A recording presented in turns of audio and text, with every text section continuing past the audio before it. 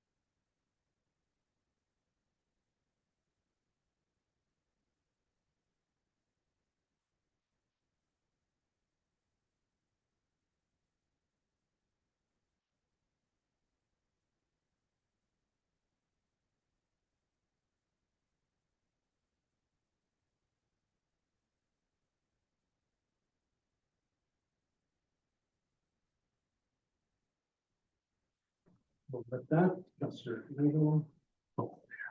7.3, update land use agreement with the Ojibwe Park Toboggan Association. Councillor Cassidy. 7.4, bylaw enforcement and parking update, bylaw number 07-25. 7.5, 20th Highway 17 between Thunder Bay and Canora. And that's it, right? So we have lifted 7.2, 7.3, and 7.4. Motion to adopt item 7.1 and 7.5. Moved by Councilor Aguirre, seconded by Councilor Cassidy. All in favor? Okay, thank you. And we have delegations. So we go to delegations now. Right? Thank you. Just before we do that, can we double check? See if Councilor Costa, can you hear? Are you getting the audio? Yes, I just started hearing you now. Yes, I can hear you. Yeah. Delegations. We have two tonight. We have 8.1 food cycle science pilot program results. And then we have future directions for us in community. So 8.1. Is there a staff member going to introduce this? Yeah, John President.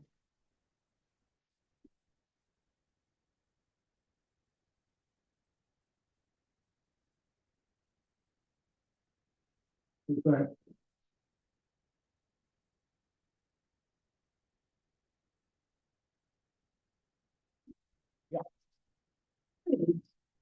On April 17th, Council approved a second food cycler pilot and the units were distributed in July. There were 7 units that were distributed and our residents have completed their 12-week pilot. At the end of the pilot, just like the last time, the residents were surveyed so that they could give their input on how their experience went.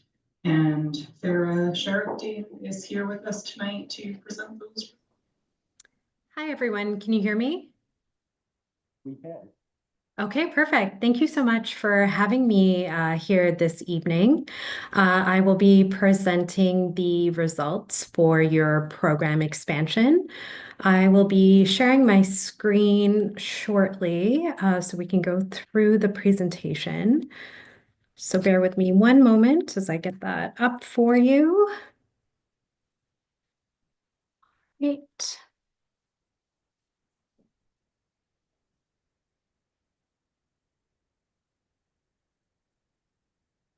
All right, sorry, one moment, please. Just a little technical difficulty. There we go. Perfect. Is that visible to everybody?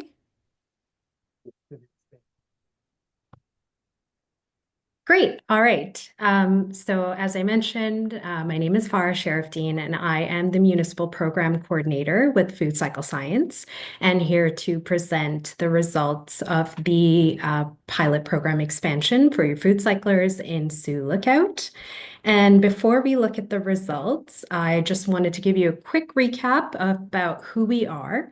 Food Cycle Science is a Canadian company. We're based out of Ottawa and 100% focused on providing food waste diversion solutions using our innovative technology called a food cycler, which is sold directly to consumers, to schools, nonprofits, and to municipalities through our Municipal Solutions program.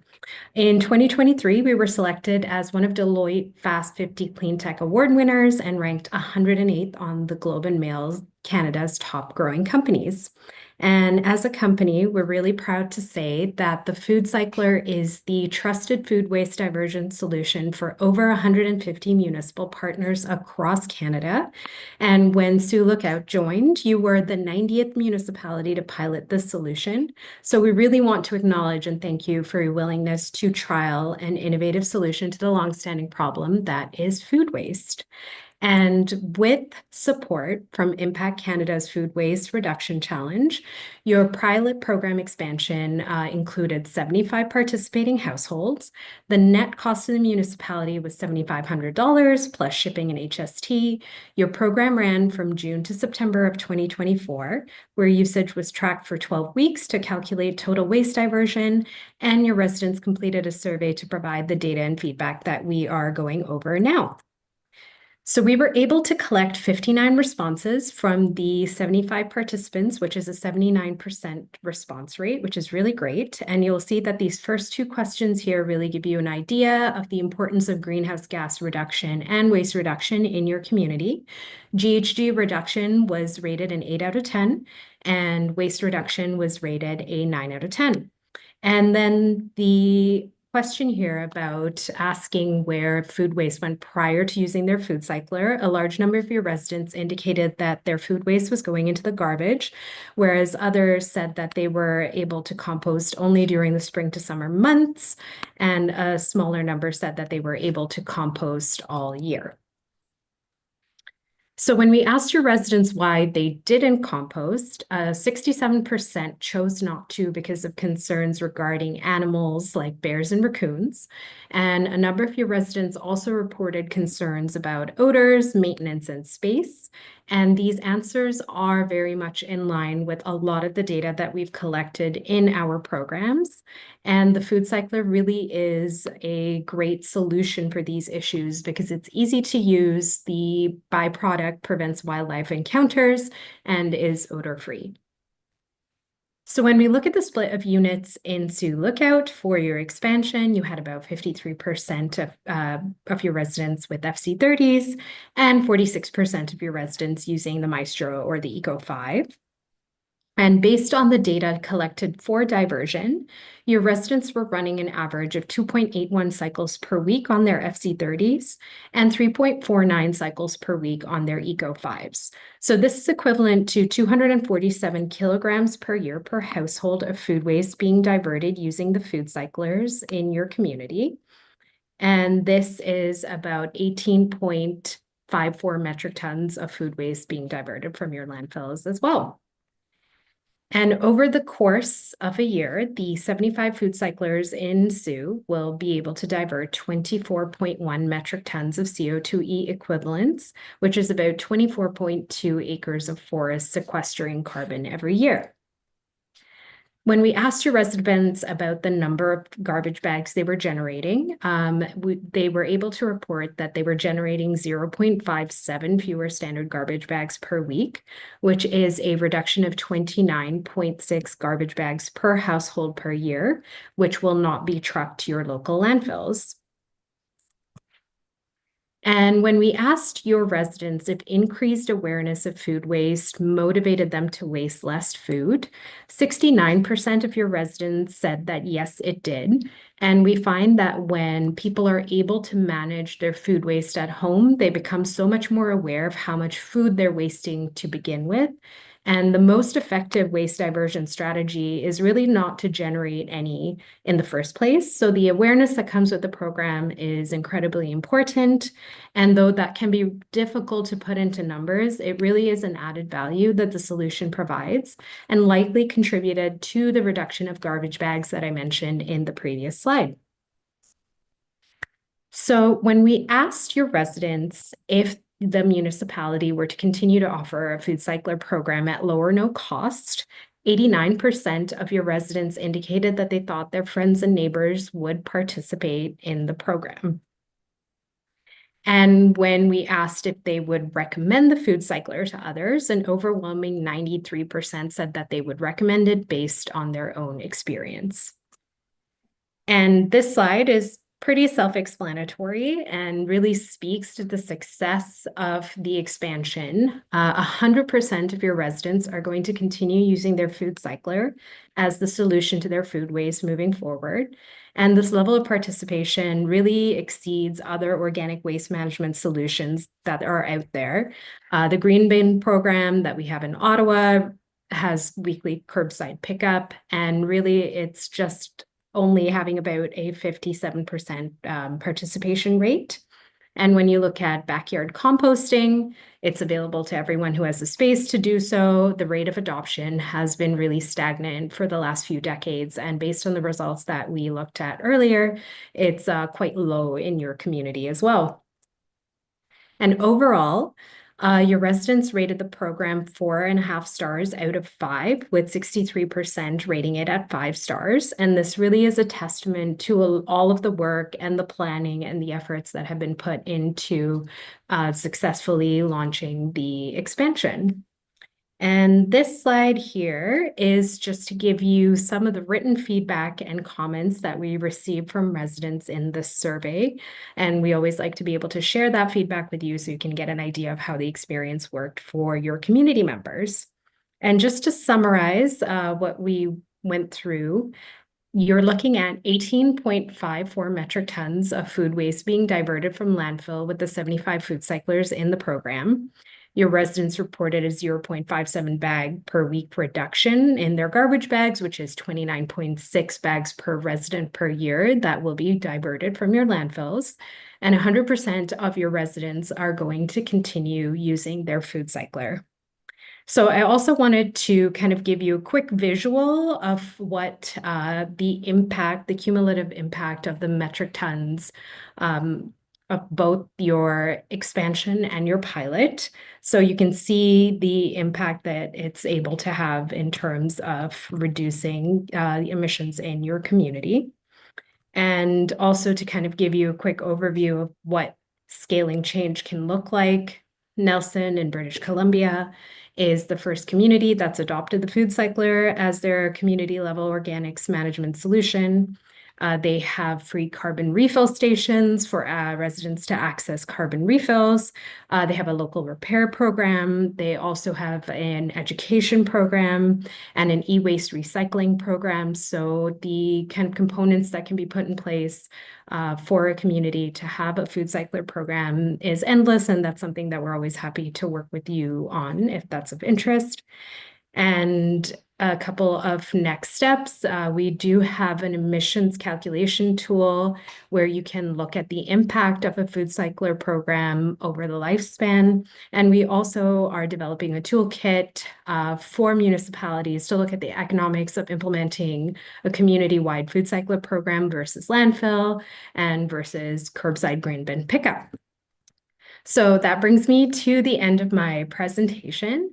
Are there any questions or comments?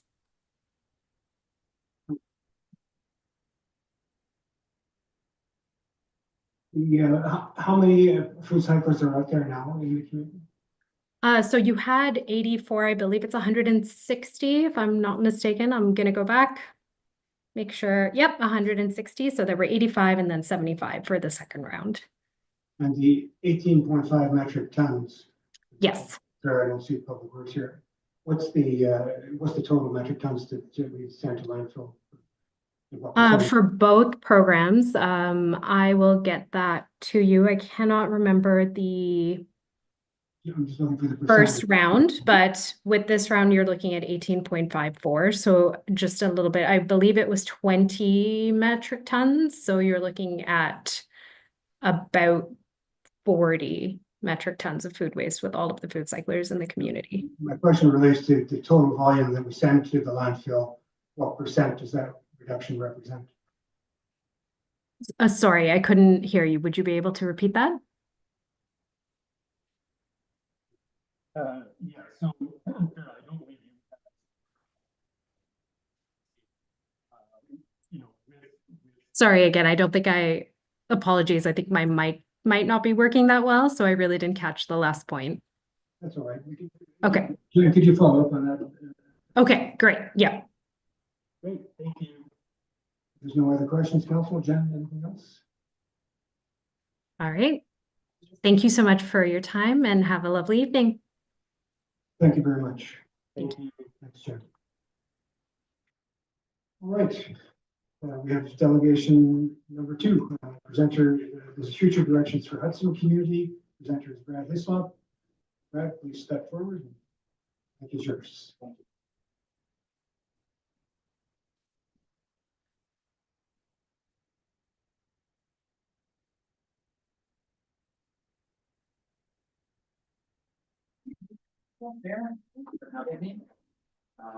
Just make sure you lean into that mic so that then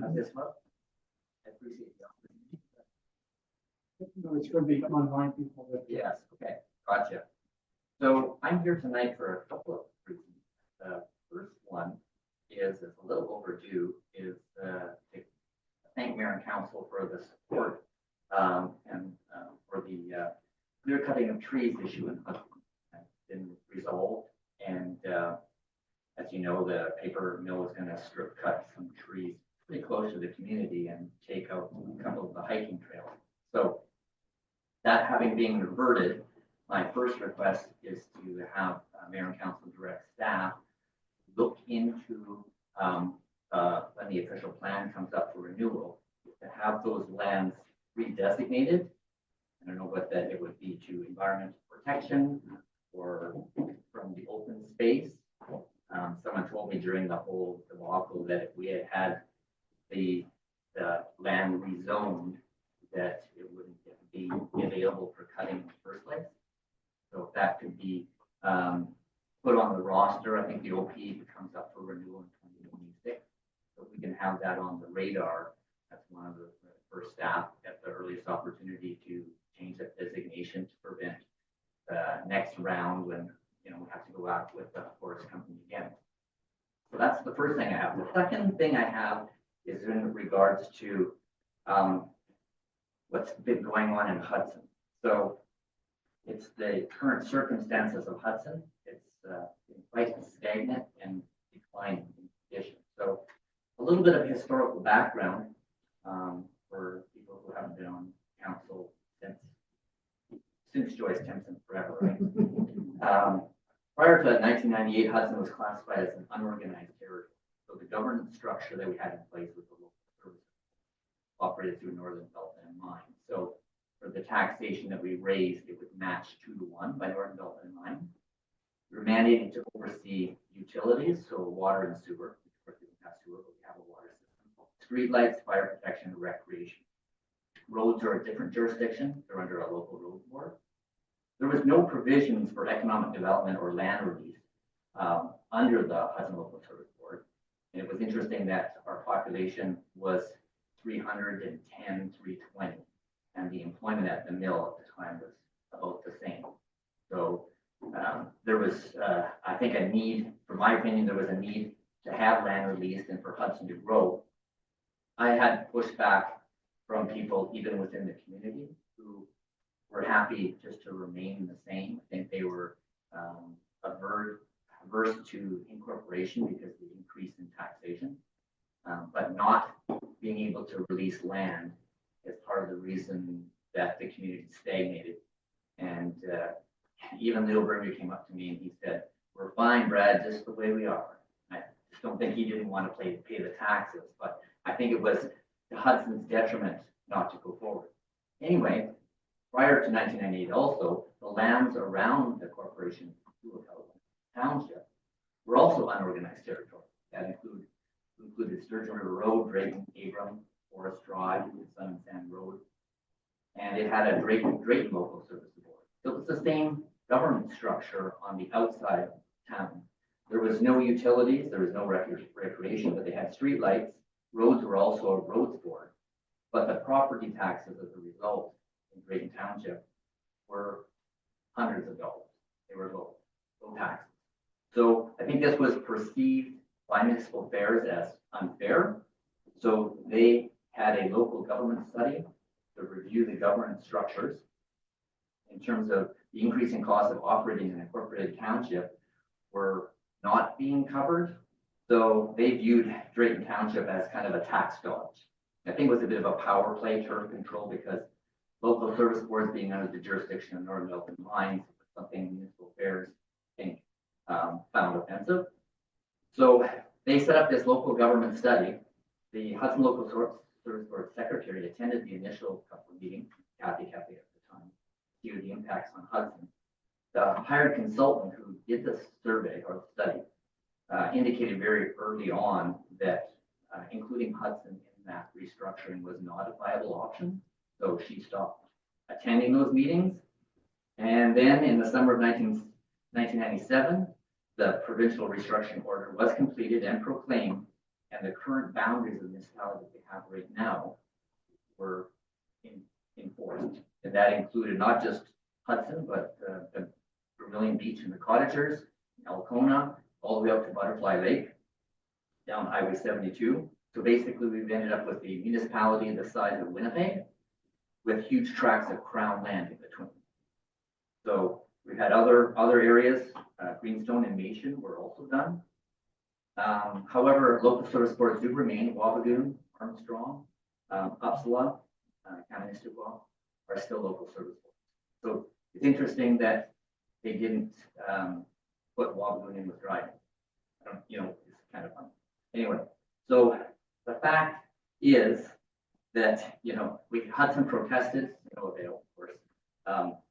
You had local people in Hudson didn't want to be a part of Sioux, and Sioux didn't want really Hudson anyway. So here we are 27 years later. Administratively, there certainly are problems, and I'm not intending to insult anyone, because I don't think it's anyone's fault other than the provincial government. We have this huge challenge to try and administer this in-large municipality. And the only analogy I can come up with is, imagine if we were tasked with coaching a sports team, and so we're playing the game, but part of our roster is in a different room, and part of the roster is actually in a different building down the street. We're sitting there having to play this ongoing game of municipal governance at a bit of a disadvantage. So, cutting to the chase, and because of things that have gone on in Hudson, and I think even if we still were a local service board, I think it's different school closure and retail problem. But my request is for mayor and council to direct staff to establish a special committee / task force to develop a plan to revitalize Hudson. I suggesting that it would be a short time frame, less than 12 months, with a clear mandate. That'd be an in-house working committee to create a report, not a consultant doing a study, with short-term, medium-term, long-term objectives, defined and actionable strategies and measurable timelines produced. And that report could come back to council to comment on. I think the plan would have to be mutually beneficial to all residents of Sioux municipality. So that's not just for Hudson people, it would be for everyone living in the community. And it can't be rushed, but it has to be timely, because I understand that strat plan is being updated in 2025. So if we could have the report done expediently, and then incorporated into the strat plan. And I suggest the composition of the task force would be between 9 to 11 members. And I would say maybe 3 staff and then 6 residents from the community by application. Probably perhaps consider inviting someone from Maxwell First Nation to participate. They have, a fair bit invested in Hudson right now. and, maybe draw on outside expertise, kind of. So that's my request in a nutshell. My presentation is to forward with that, and hopefully we could turn the ship around and be coaching that team with a new plan that would actually help everyone. And I would entertain any questions at the time. Thanks, Brad. Good presentation. I like your analogy. It's good. And thanks for the history. That was a good wrap up. You didn't get into the archaeology, but you just stayed more Just kept it within the last 27. Thanks for that. And just so you're probably aware, the CIO's probably, council doesn't make any decisions on delegations when they're presented. And we might say to staff, could you come back with a report, and then we'll filter the information. And I think you've given all this to the CIO in. If there's anything that's going. So, council, any other questions for Brad? Councilor Cassidy. It's not a question, but a comment. I thank you for bringing this forward, Brad. And I think the timing that you touched on, with possibility of tying this into a strategic plan, I think it could be a good fit for that. So just thank you for that. Recognizing that there's been challenges in Hudson. I think we've seen a few more land sales and some folks looking to obviously develop and revitalize lots one at a time. Obviously that's a slow process, and some strategies and some things that we could look at to accelerate. Yeah, and I think again, having this task force do some of the heavy lifting and bring some of these ideas, we can workshop to roll up our sleeves and think about some future, but there's potential and within Hudson. And I think with the mill down, the fact that Laxo First Nation is an economic driver, Hudson's no longer an end to the road town, it's a flow through town. And there's potential opportunities for some industry, but any growth in Hudson is going to benefit the overall municipality. And one of the things I appreciated this Christmas is looking at there was a community events happening in December in the community, and 2 or 3 of those activities happened in Hudson, but it wasn't an add-on at the end. It was just a Hudson venue. We're used to driving the 15, 20 minutes over, and we just have to understand that, there's things that could be happening there that it's not that far of a drive. Thanks, Brad, for a good presentation. And CEO, do you have, I'm not sure, can staff take the direction that you come back with a report to council on how to move forward with this? Absolutely, we'll bring a report with some recommendations on next steps based on what offered and suggested. Very good. Thanks, Brad. And Toronto, the city of Toronto is the same area as you use the Winnipeg analogy. Toronto is about 600 square kilometers, 3 million people. The density 500 times that of Sioux. So delivering services, every municipality has differences. Even in Dryden, you talk about the local service boards. When those changes were made in 1998, for whatever reason, and I'm sure there were good reasons, Sioux grew to that from about 6.5 square kilometers to 650 square kilometers. Dryden and Kenora did not. They still have the townships without municipal organization around them. So Dryden and Kenora are much more densified, and I know it's all relative compared to Toronto or whatever, but they are more densified municipalities than in Sioux. They have those outlying units, which impacts the delivery of services as just economy of scale and distance makes a difference here. Thank you very much.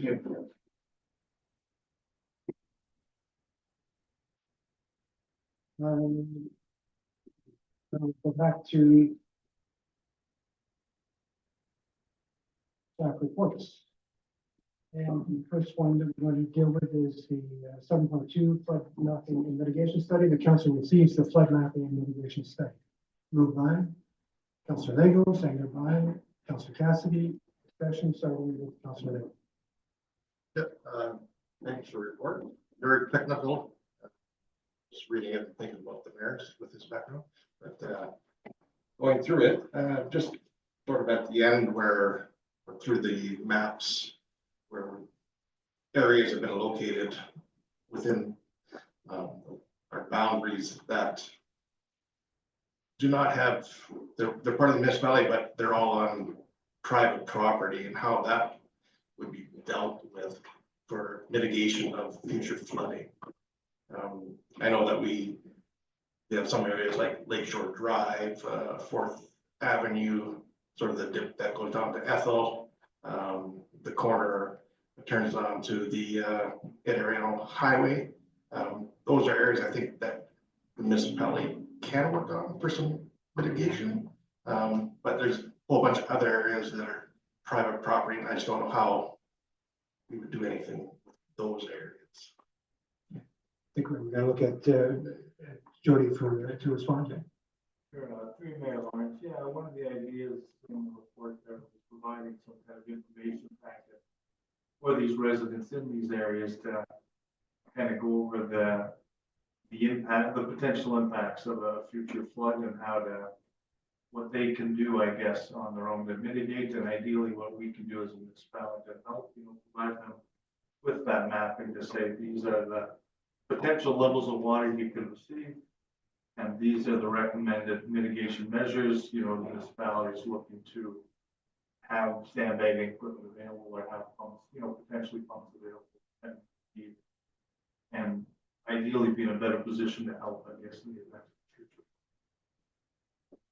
For sure, private property we're kind of limited, but ideally we provide them with some equipment. Now, will staff be bringing a report later on for mitigation for the areas that, I know that Lakeshore had some mitigation done to it. The Fourth Avenue going down to Ethel, whether we look at raising the road or what to put in there, and then at the turn off to the Idaho, we're gonna have major flooding there. Those are the areas that we could.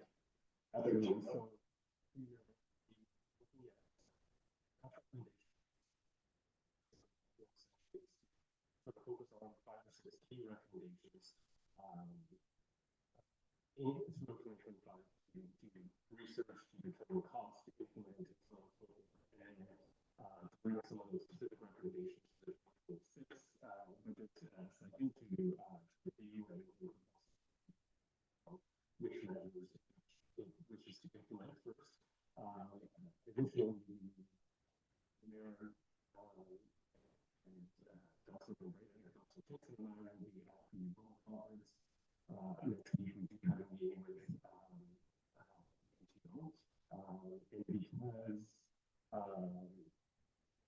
because the other area of the bypass was significantly impacted by the flood, we will be sharing some methods and seeing again what their trends are going to be from in that area similar to Yeah, and the technical information in the report is excellent for that purpose. And the mapping, I think, was figure 1B, showing the high risk at the bypass.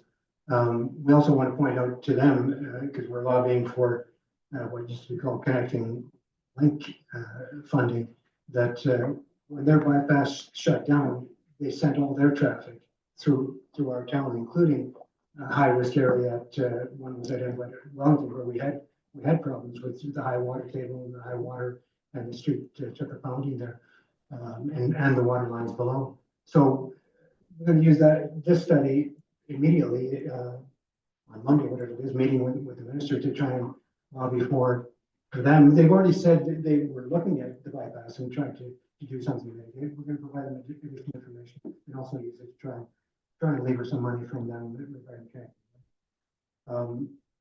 I think I've heard or read that nobody gets elected for avoiding an emergency.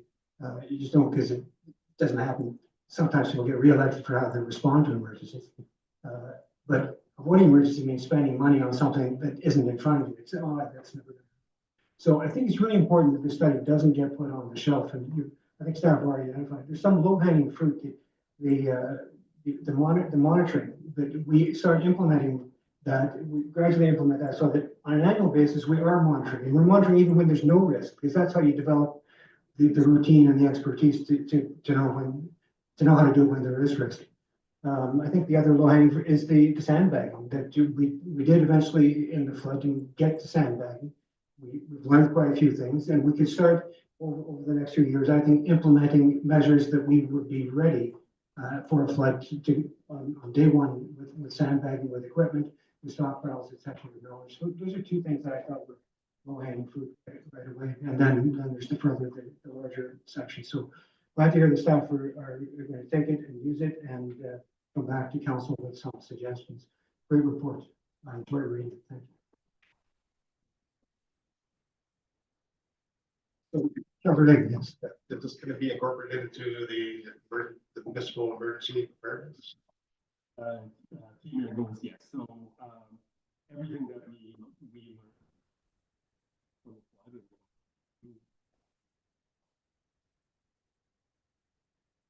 also there are some specific recommendations in the flood management mitigation study with respect to emergency planning and emergency exercises should the town rise when that's together in terms of leading practices and targeted areas.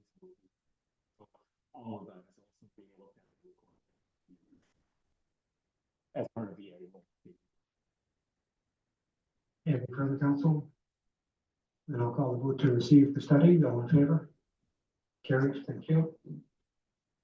7.3, update land use agreement with the Ojibwe Park Development Association. The council authorizes the passing of bylaw number 06-25, being a bylaw to authorize the mayor and the clerk to execute an agreement between the corporation of municipality Sioux and the Ojibwe Park Development Association for the use of municipal lands for snowmobile trails.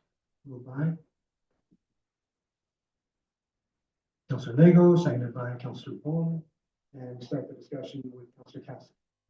One thing that maybe I missed it, but I didn't catch it in here, is any damages to the trail itself. I know I've walked it a couple of times and seen some spots where the trail comes up, the snow melt might be low, people using the trail, carbides scratch our asphalt and scratch and damage the trail. Did that come up in any discussions on that? Ways to even mitigate the use of those areas to try and prevent damage to the trail? So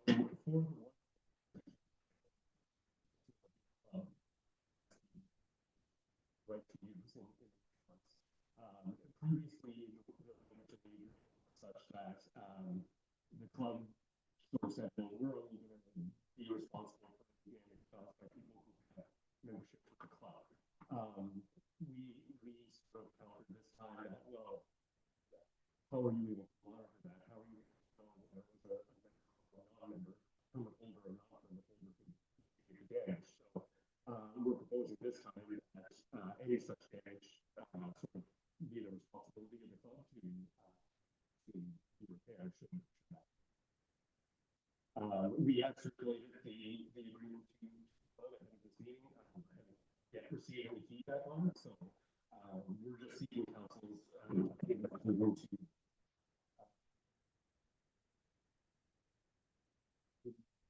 the club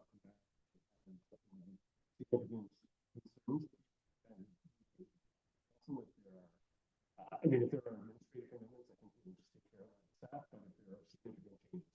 I think otherwise, though, we agreed very closely. There's the agreement that was approved in 2008, signed in 2009, very similar. And I guess just sort of a bit of background, sort of what precipitated this was the club did approach the municipality in mid-December, stating that we signed off on a sort of a lease that their sort of parent organization, the Snowmobile Club, then to sign. I think that, we looked at that, and so what we did was we incorporated some of the things that OFSC needs as well for their purposes, because they provide insurance and all that kind of stuff. So we sort of incorporated some of that into the agreement, taking the best parts of the 2008 agreement and tweaking it a little bit. So that's sort of why we're here and what we propose. Yeah, thank you. Anything further, council? All in favor? Carried. 7.4, The council authorizes the passing of bylaw number 07-25, being a bylaw to designate certain municipal positions and classifications as municipal law enforcement officers for the corporation of the municipality of Sioux for the purpose of enforcing municipal bylaws and provincial legislation, and to rescind bylaw number 54-05. And further, the council authorizes the passing of bylaw number 08-25, a bylaw respecting parking matters at the Sioux Airport, and to rescind bylaw number 27-05. And further, the council approves and establishes set fines in relation to bylaw number 0-25 at airport parking. A mover, please. Councilor Van Breda, seconded by Councilor Cassidy. Discussion starting with Councilor Van Breda.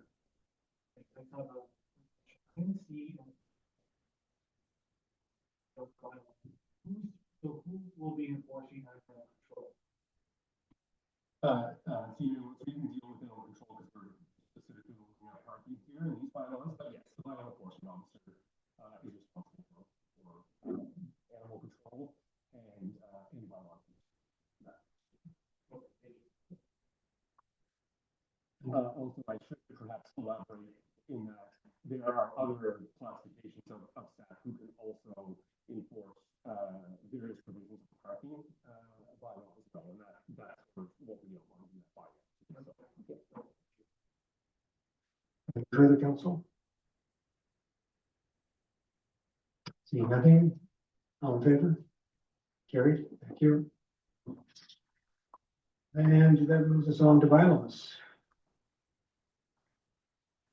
I see the clerk is present, so please go ahead.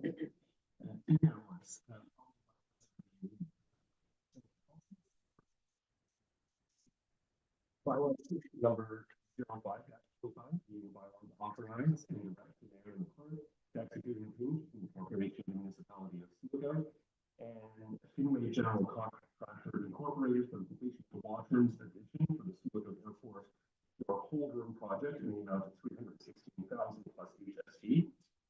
Bylaw number 06-25, being a bylaw to authorize the mayor and the clerk to execute and approve the incorporation of the municipality of Sioux and the Ojibwe Power Bond Association for the use of municipal lands for smoking credits. Bylaw number 07-25, being a bylaw to designate certain municipal positions and classifications as municipal law enforcement officers for the corporation of the municipality of Sioux for the purpose of enforcing municipal bylaws and provincial legislation, and rescind bylaw number 54-05. And bylaw number 08-25, being a bylaw respecting parking matters at the Sioux Airport, and rescind bylaw number 27-05. And the motion reads that bylaw numbers 05-25, 06-25, 07-25, and 08-25 be read for first and third time.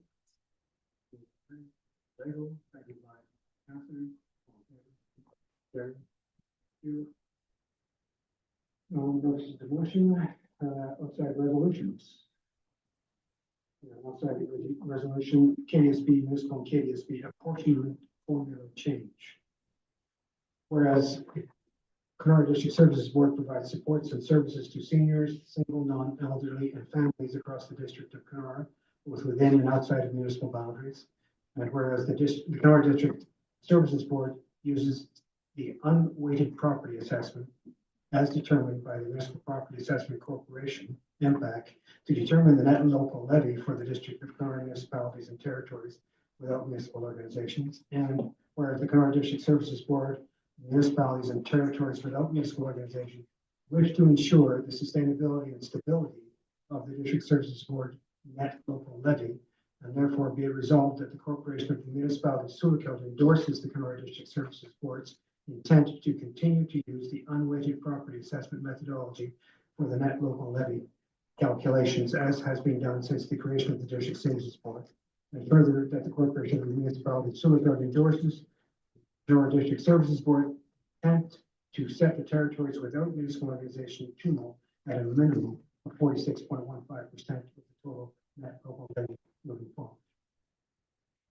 Anybody can ask for a move for that? This is just treated now as a regular move by Councilor Van Breda, seconded by Councilor Cassidy. Discussion. I can tell you at the District Services Board, we went through all this over November and December. It takes a lot to change formulas at the District Services Board or at the Public Health Unit, I think it's called the majority. I can tell you, all the representatives on the board, municipal representatives were in agreement, as were all the 2 more representatives. So there was no disagreement here. It's good for the board and it's good for the municipalities to set that minimum. What it means is on many things, we're getting sort of around 46.5%, whatever it is now, 48% to 50%. We're getting 50-cent dollars. We invested, something costs $1 at KDSB, it only costs us 50 cents spread among the municipalities. So it's, we want to keep that in place. The assessments in the 2 most have not been done for the provinces. MPAC is way behind on that. When they're done, there's going to be some shifting sands. This will protect us from whatever comes. All good? Okay, thank you. And councillor reports. Councillor Gossel. Well, with the holidays, and I'm actually on vacation, so it's been a pretty quiet month. We're still working on our Truth and Reconciliation, filling the cabinet with the museum items, which they've reached out to us. So hopefully we'll get those items soon and we'll get them at the airport. So, and I will be back in order to go to the next Truth and Reconciliation meeting. Thank you, Councillor Gossel. Councillor Bowman. No, the Christmas break was pretty quiet as well. I have met with staff on a few things, and other than that, looking forward to working on the budget. Thank you, Councillor Van Braden. Relaxing holiday break. So far, we just have our environmental meeting. Good go there. Also looking forward to the Roma conference this weekend and KDMA. Are you going to KDMA? So I think it'd be unique KDMA. But for Roma, KDMA as well, right? I haven't decided on KDMA. Oh. So you decide. Thank you. Councillor Casson. Yeah, it's a quiet month, but also loud. But it was a good break, and I just had a pace meeting. I drove home, so.